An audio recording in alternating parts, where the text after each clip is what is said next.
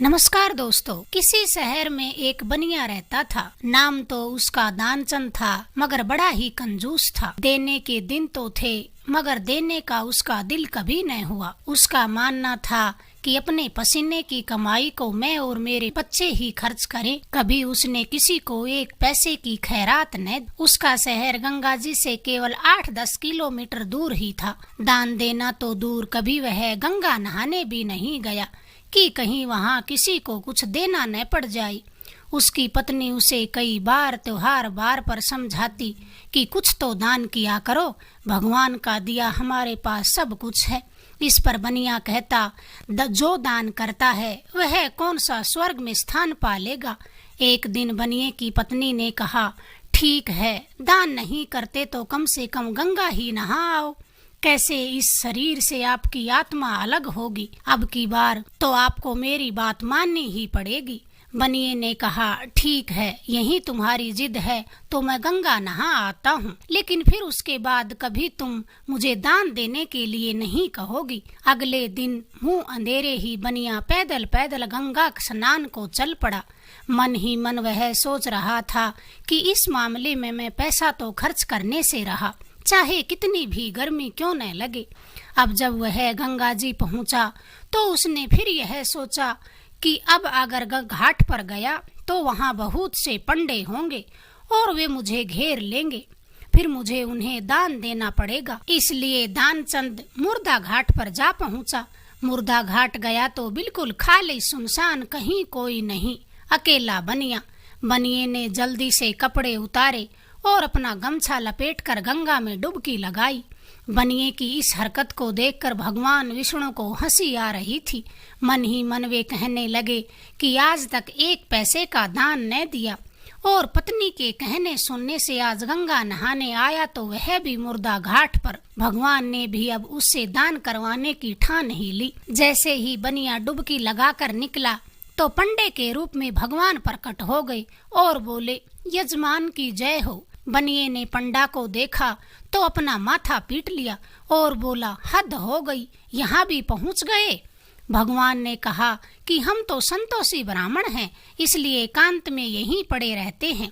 यहाँ तुम्हारे जैसे कोई कोई दानी आ जाते हैं जो साल भर का मेरा इंतजाम कर जाते हैं। अब तुम भी भले आदमी मालूम पड़ते हो, कम से कम 6 महीने का इंतजाम तो कर ही दोगे। बनिया तो सिर से पैर तक कांप गया और बोला, हम नहीं करेंगे दानवान, बिल्कुल भी नहीं करेंगे, हमारा दान करने का कोई इरादा नहीं है। भगवान बोले, दान तो श्रद्धा के ऊपर होता है, कुछ तो करोगे। बनिए ने कहा, हम तो एक दिन का भी नहीं कर सकते।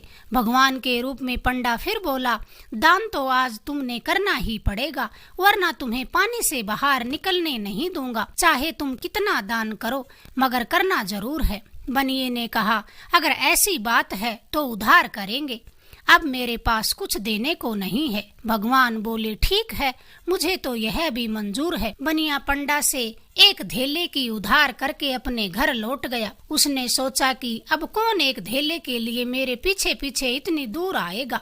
8-10 किलोमीटर पैदल चलकर गया और वापस भी आया। पैदल चलकर थक गया था, चारपाई पर लेटते ही नींद आ गई। वह अभी सोया ही था कि पंडा के रूप में भगवान दरवाजे पर जा पहुँचे और बोले, यजमान की जय हो।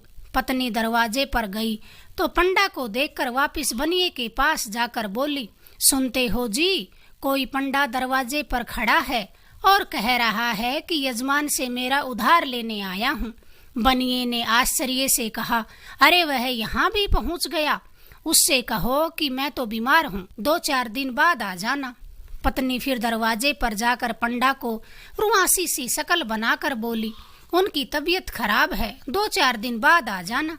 आज वे थके हारे हैं, अब बुखार में भी तप रहे हैं। भगवान बोले, दान मिले न मिले, हमारे यजमान बीमार हैं और पंडा चला जाए, ये तो हरगिज नहीं हो सकता। जब तक वे स्वस्थ नहीं हो जाते हम यहीं रहेंगे। तुम हमारे खाने पीने का प्रबंध कर देना।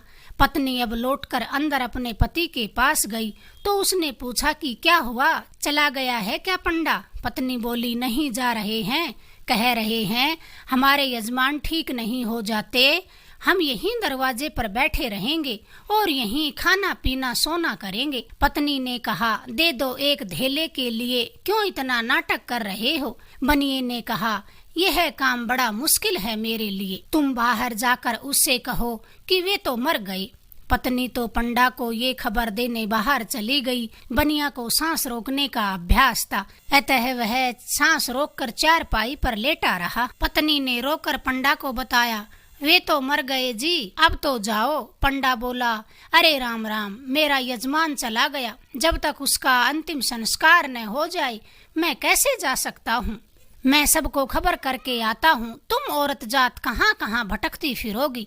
बनिए की पत्नी पंडा को बोली, आप जाओ यहाँ से, हम अपने आप बता देंगे। मगर पंडा पूरे गांव में कह आया, दानचंद मर गया है, दानचंद मर गया है। कुछ ही पलों में सारा गांव दानचंद के घर में इकट्ठा हो गया, मगर दानचंद अब भी सांस रोके पड़ा था। गांव के लोगों ने मुर्दा समझकर दानचंद को बांध लिया। अब उसकी पत्नी रोती रोती कहने लगी, ये मरे नहीं हैं, ये अभी जिंदा हैं।